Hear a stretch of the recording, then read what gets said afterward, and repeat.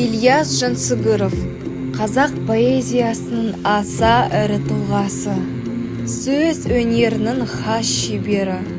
Ол қазақтың рухын, даланың кендігін, халықтың мұңын жырлады.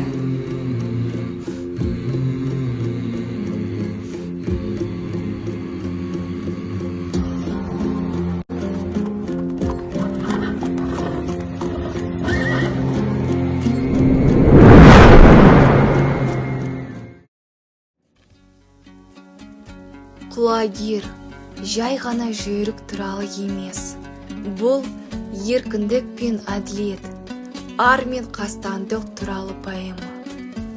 Кең далада желмен жарысқан құлагер, ақан серінің серігі, ел үмітін арқалаған тұлпар еді.